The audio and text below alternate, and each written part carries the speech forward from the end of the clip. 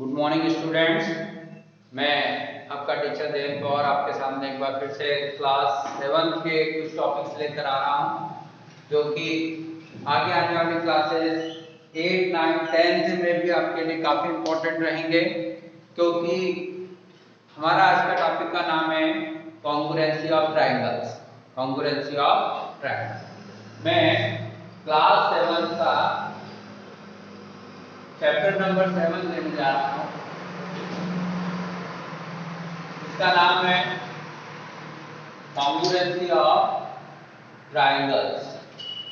Okay, तो आज के वीडियो में हम सबसे पहले बेसिक कॉन्सेप्ट के बारे में डिस्कस करेंगे, और मैं ये भी सभी से रिक्वेस्ट करता हूँ कि जिन बच्चों ने अभी तक वीडियोस को लाइक शेयर नहीं किया है वो इस चीज़ को कंटिन्यू करें और साथ ही सब्सक्राइब भी करें। और one more thing is that you have to watch the video till the end so that you can understand all the concept properly. आपको वीडियो लास्ट तक देखना है। ओके, और यदि कोई चीज समझ में नहीं आ रही है तो आप कमेंट बॉक्स में, चैट बॉक्स में रिप्लाई भेज सकते हैं।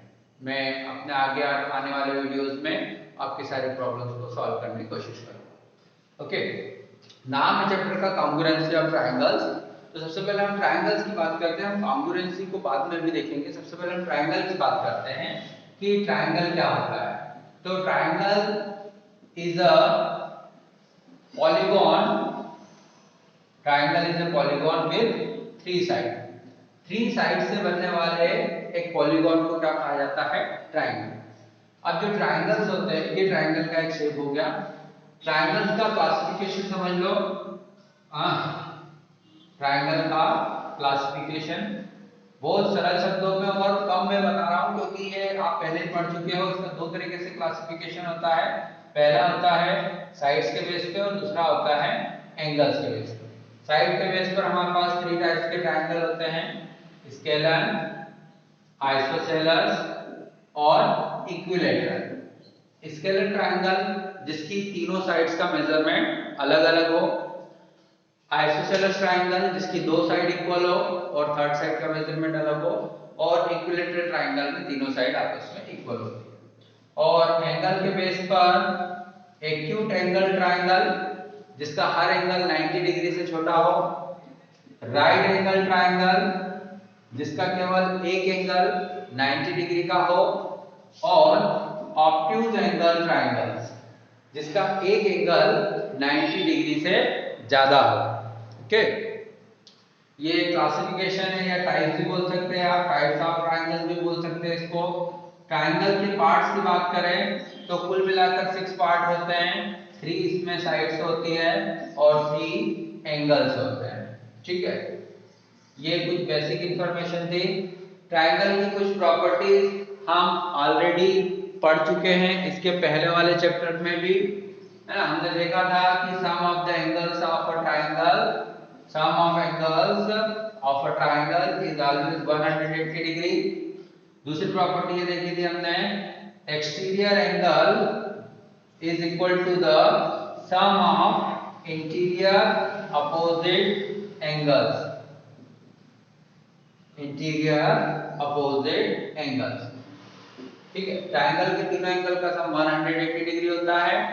और एक्सटीरियर एंगल मैं समझा दूं मैं शॉर्ट में, फिर से रिवाइज हो जाएगा। ये सपोज एक्सटीरियर एंगल है, जब किसी भी आप एक साइड को एक्सटेंड करते हो तो वो एक्सटीरियर एंगल बनाता है। तो exterior angle 2 interior opposite angle के सम के बराबर होता है। इसका मतलब यहां मैं लिख सकता हूं x = y + z। और सम ऑफ एंगल्स 180 डिग्री, इसका मतलब क्या होगा कि w/z तीनों एंगल का सम कितना होगा? 180 डिग्री। ओके, अब हम बात करते हैं कॉन्ग्रुएंसी, या कॉन्ग्रुएंसी एक प्रॉपर्टी है, गुण है। तो कॉन्ग्रुएंट ज्यादा बेटर होगा किसके लिए? चीजों को समझने के लिए। अब मैं कॉन्ग्रुएंट की बात करता हूं ना, ये मैंने ट्रायंगल का इंट्रोडक्शन दे दिया कि ट्रायंगल होता क्या है, क्योंकि कई बच्चे कंफ्यूज हो जाते हैं। तो ये ध्यान दें, पढ़े समझे, चीजों को बार-बार रिपीट करने से ही आपको चीजें ज्यादा अच्छे से क्लियर होगी। अब मैं कॉन्ग्रुएंट की बात करता हूं। देखो हमारे पास बहुत सारी चीजें हैं, जैसे आपने एक बिस्किट का पैकेट लिया, उसमें से निकलने वाले बिस्किट का शेप और साइज एक जैसा होता है, उसमें से निकलने वाले हर बिस्किट का शेप और साइज एक जैसा होता है ना, मतलब जो भी लिखा रहेगा वो कंप्लीटली एक जैसा रहेगा। मान लो हमने दो मोबाइल फोन लिए, जो कि सेम कंपनी के हो और सेम मॉडल के हो, कंपनी भी सेम होना चाहिए और मॉडल भी सेम होना चाहिए उनके, है ना। तो जब एक को हम दूसरे के ऊपर कंप्लीटली कवर करेंगे, ढकेंगे, तो पूरी तरह से एक दूसरे को ढक लेगा। जैसे मेरे ये दो हाथ की बात करता हूं, मैं दोनों पॉन्स की बात करता हूं, मेरे ये दोनों पॉन्स कॉन्ग्रुएंट है। क्यों कॉन्ग्रुएंट है? जैसे एक हाथ की हथेली के ऊपर जब दूसरे हाथ की हथेली में रख रहा हूं, तो ये एक दूसरे को पूरी तरह से कवर कर रही है ना। तो अभी आपको केवल एक ही हथेली दिख रही होगी, इसको मैं पलटाऊंगा तब भी आपको एक ही हथेली दिखेगी। इसका मतलब क्या है? एक ने दूसरे को पूरी तरह से ढक लिया है। तो ऐसी चीजें जो एक दूसरे के बराबर हो, शेप और साइज में बराबर होना चाहिए, किन दो कंडीशन में? शेप में और साइज में। जैसे देखो ये सर्कल है, इसके ऊपर मैं अब एक और सर्कल बना दूं, तो दो सर्कल है यहाँ पर, लेकिन वो दोनों एक दूसरे को पूरी तरह से कंप्लीटली कवर करे हुए, ढके हुए हैं। तो ये क्या कहलाते हैं? ऐसे ऑब्जेक्ट्स क्या कहलाते हैं? कॉन्ग्रुएंट्स कहलाते हैं। ऑब्जेक्ट्स को क्या कहते हैं? हम कॉन्ग्रुएंट्स कहते हैं। ऐसे ऑब्जेक्ट जिनका शेप और साइज क्या हो? सेम हो, शेप और साइज सेम हो, वो क्या कहलाते हैं? कॉन्ग्रुएंट ऑब्जेक्ट्स कहलाते हैं। अब देखो जैसे मैंने आपको यहाँ पर पॉम फिंगर्स बताए हैं ना, तो इसमें आप मेरे देख रहे हो कि कितनी उंगलियां हैं हमारे हाथ में? 5, इधर भी 5, इधर भी 5। तो आपने देखा कि अंगूठे को पूरी तरह से अंगूठे ने ढक लिया, फर्स्ट फिंगर को फर्स्ट फिंगर ने, मिडिल फिंगर को मिडिल फिंगर ने, सेकेंड फिंगर को सेकेंड ने और लास्ट को लास्ट ने। तो ये जो फिंगर्स है ये कॉन्ग्रुएंट्स करस्पॉन्डिंग पार्ट कहलाते हैं। क्या कहलाते हैं? Corresponding parts. जो चीज जिसको कंप्लीटली ढक लेगी, कवर कर लेगी, छुपा लेगी, वो उसका करस्पॉन्डिंग पार्ट होगा। क्या कहलाएगा वो? Corresponding part. जैसे मैं ये बात करता हूं कि मेरे पास यहाँ पर एक ट्रायंगल है जिसके नाम है ABC। ओके, अब एक दूसरा ट्रायंगल है जिसका नाम है PQR। तो एंगल A एंगल P के बराबर है, एंगल B Q के बराबर है और एंगल C R के बराबर है। तो ये जो पार्ट्स है ये करस्पॉन्डिंग पार्ट्स कहलाते हैं। Angle A is correspond to angle P, angle B is correspond to angle Q, angle C is correspond to angle R, side AB is correspond to side PQ, side BC is correspond to side QR and side AC is correspond to side PR। ठीक है, ये corresponding parts होते हैं। और हमने अभी just देखा है कि ट्रायंगल में 6 पार्ट्स होते हैं। तो यदि दो ट्रायंगल्स कॉन्ग्रुएंट है, ये कॉन्ग्रुएंट का सिंबल है ना। यदि दो ऑब्जेक्ट्स कॉन्ग्रुएंट होंगे तो हम उसके सिंबल के फॉर्म में क्या लिख देंगे? इक्वल टू का साइन रहेगा, उसके ऊपर उल्टा वाला आड़ा वाला एस रहेगा। क्योंकि देखो ये क्या बताता है आपको? दो चीजें बताता है। एक तो बताया है शेप, सॉरी यहाँ पे आपको लिखना है शेप, ये तो आपका हो गया है शेप, और इक्वल टू मतलब क्या? बराबर हो गया है इनका साइड। तो कॉन्ग्रुएंट की डेफिनेशन ही हमने ये दे रखी है कि यदि दो ऑब्जेक्ट जिनका शेप और साइज एक जैसा हो तो क्या कहलाते हैं? कॉन्ग्रुएंट। अब कॉन्ग्रुएंसी लिखा हुआ है, कॉन्ग्रुएंसी का मतलब हो जाता है ये प्रॉपर्टी। क्या है ये? प्रॉपर्टी। तो यदि दो ऑब्जेक्ट्स कॉन्ग्रुएंट है, दो चीजें एक दूसरे के समान है, उनका यह गुण, उनकी यह विशेषता क्या कहलाती है? Congruency. Okay, so congruency is a property, ये एक तरह का गुण है, विशेषता है। ठीक है, तो हमको किसके बारे में पढ़ना है? Congruency of triangle. मैं एक बार फिर से रिवाइज करना चाहता हूं। यदि दो ऑब्जेक्ट है जिनका शेप और साइज एक जैसा है तो वो कॉन्ग्रुएंट कहलाते हैं।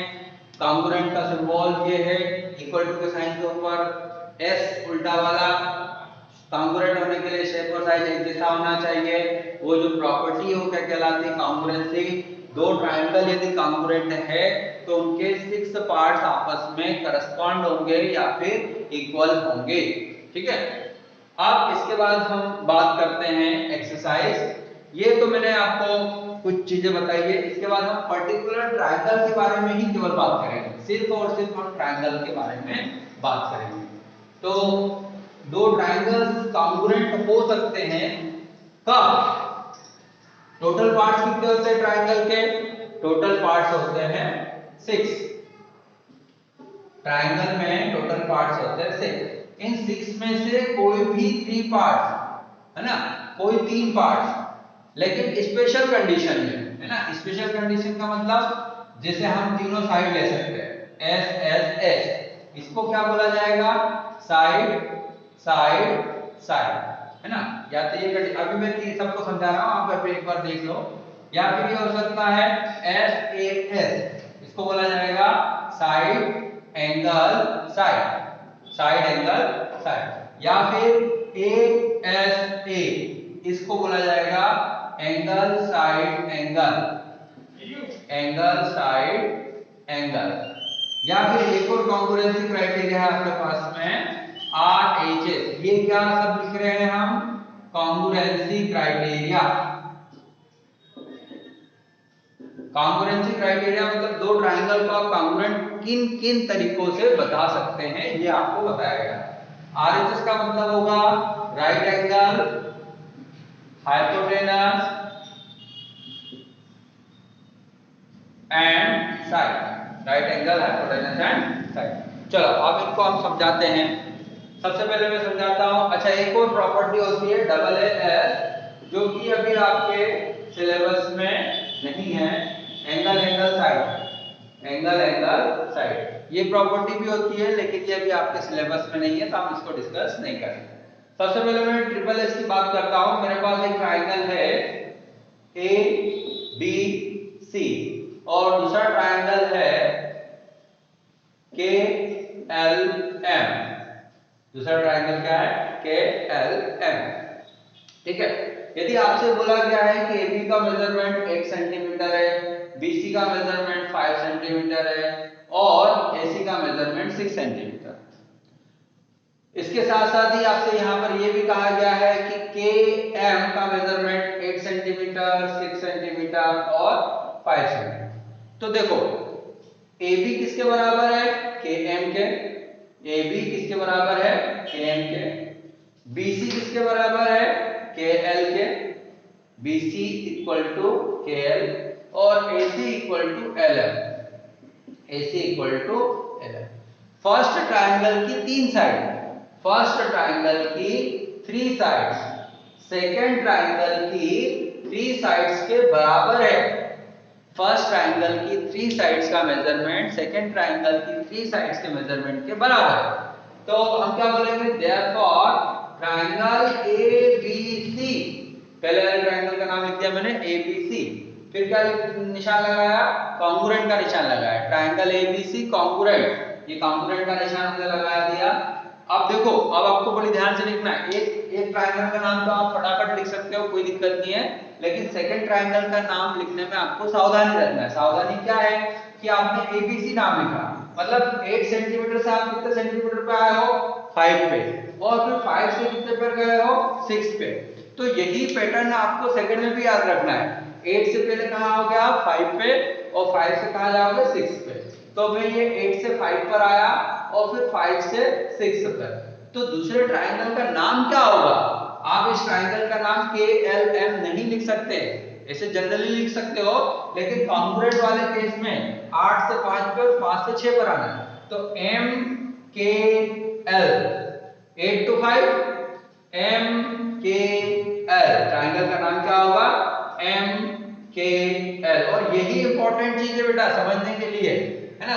ये क्या दिखाएगा आपको कि देखो ये साइड AB, ये 10th क्लास तक बच्चों को समझ में नहीं आता है, इसलिए आपको बहुत ध्यान से सुनना है। साइड AB किसके बराबर होगी? है MK के। यहाँ पे भी लिखा हुआ है MK, AB equal to MK। फिर आप देखो साइड BC किसके बराबर आएगी? KL, BC equal to KL, BC equal to KL। और तीसरी साइड AC AC किसके बराबर है ML, AC equal to ML, LM और ML इसमें कोई अंतर नहीं है बेटा, ये दोनों चीजें सेम है ना, इसको आप आगे पीछे लिख सकते हो। तो ट्राइंगल एबीसी कॉन्ग्रुएंट हुआ क्या ट्राइंगल MKL, आप इसमें KLM नाम नहीं लिखोगे, यदि आप KLM लिखते हो तो गलत हो जाएगा। हाँ, यदि मैं यहाँ पर ट्राइंगल का नाम बदलता हूँ, मैंने यहाँ पे सपोज ट्राइंगल का नाम दे दिया BCA, क्या नाम दे दिया है BCA, अब देखो चेंज करते हैं, ट्राइंगल का नाम हमने दिया है BCA,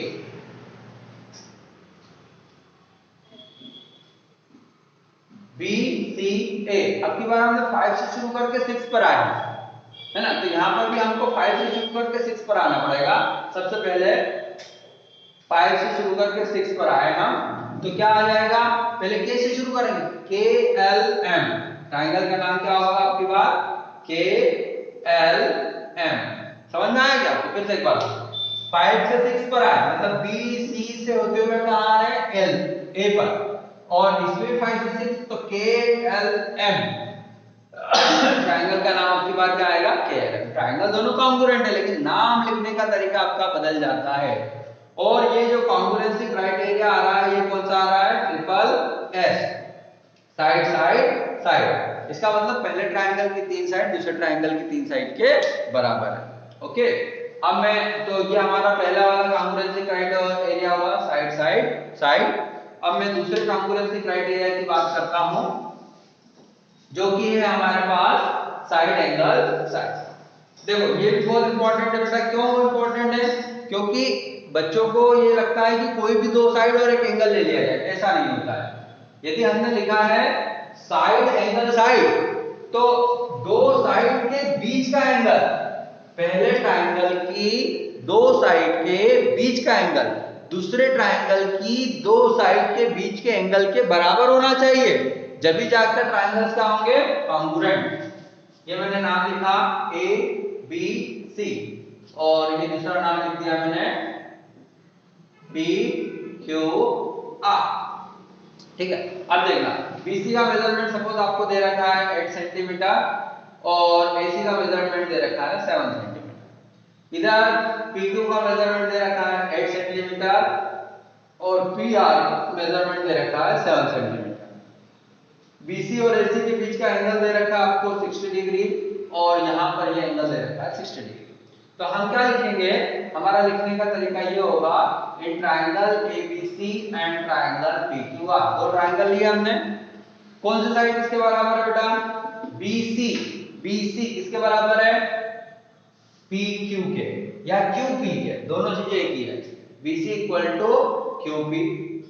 फिर हमने क्या बोलेंगे 60 डिग्री का एंगल है, मतलब एंगल C किसके बराबर है एंगल P के, ये गिवन है ना। और फिर CA किसके बराबर है PR, CA equal to PR। Therefore triangle ABC, एक नाम तो आपको बड़े आराम से लिखना है बिना किसी टेंशन के। अब दूसरे ट्राइंगल का नाम लिखते वक्त आपको ध्यान से ऑब्जर्व करना है। आपने लिख दिया ABC, तो AB साइड तो खाली है, तो कोई मेजरमेंट है नहीं आपके पास, तो आप इसमें खाली साइड पे ध्यान दोगे और खाली साइड के बाद B से C पर मतलब 8 सेंटीमीटर वाली को वर्क करना है, आपको 8 सेंटीमीटर पे फोकस करना है। तो देखो हमको RQP लेना पड़ेगा, पहले खाली और खाली के साथ में क्या आ रहा है 8 सेंटीमीटर, तो RQP कौन सा ट्राइंगल लिखूंगा मैं, ट्राइंगल RQP खाली वाली साइड पहले आ रही है, ABC खाली है, RQ खाली और फिर P पर आ गए, C पर आ गए। ओके, तो ये ट्राइंगल क्या लिया जाएगा RQP और इसका क्राइटेरिया हमारा कौन सा हो जाएगा साइड एंगल साइड। देखो एक साइड इसके बराबर है, एंगल इसके बराबर है और दूसरी साइड, तो पहले ट्राइंगल की 2 साइड और उनके बीच का एंगल दूसरे ट्राइंगल की 2 साइड और उनके बीच के एंगल के बराबर, तो ट्राइंगल्स कॉन्ग्रुएंट हो गए साइड एंगल साइड क्राइटेरिया से, ठीक है। अब मैं यहाँ पे ट्राइंगल का नाम बदल देता हूँ, यदि मैंने ट्राइंगल का नाम ले लिया है CBA, मन से लिख दिया CBA, ओके। तो अब आपने 8 सेंटीमीटर से ब्लैंक पर आना है, 8 सेंटीमीटर से ब्लैंक पर आना है, तो ये 8 सेंटीमीटर से ब्लैंक पर मतलब इधर से इधर आ रहा है, तो अब क्या नाम आ जाएगा पी क्यू आर। अब की बार ट्रायंगल का नाम क्या आ जाएगा पी क्यू आर। फिर इधर नाम बदल दिया और सीबीए की जगह बीएसी कर दिया, बीएसी। फिर से ध्यान दो बीएसी मतलब ब्लैंक वाली से 7 पर आए, ब्लैंक से 7 पे, तो यहाँ ब्लैंक से 7 पे मतलब क्यू आर पी लिखेंगे। ट्रायंगल का नाम क्या लिखा जाएगा क्यू आर पी। इसी तरह से यदि लेफ्ट साइड के ट्रायंगल्स के नाम बदलोगे तो राइट साइड के ट्रायंगल के नाम बदलते जाएंगे। ये क्राइटेरिया आपका कौन सा हो गया साइड एंगल साइड। ओके, अभी आपके पास में 2 क्राइटेरिया और बचे हुए हैं जो कि मैं आपको अगले वीडियो में एक्सरसाइज के साथ समझाऊंगा। तो आप सभी बच्चों से रिक्वेस्ट है कि अगला वीडियो भी देखें और उसके साथ साथ में एक्सरसाइज 7.1 का सॉल्यूशन भी आपको मिलेगा। आई होप ये दोनों आपको कॉन्सेप्ट समझ में आ गए हो। Okay, thank you for watching the video. अभी तक जिन लोगों ने सब्सक्राइब नहीं किया है उनसे रिक्वेस्ट है please subscribe the channel. Thank you.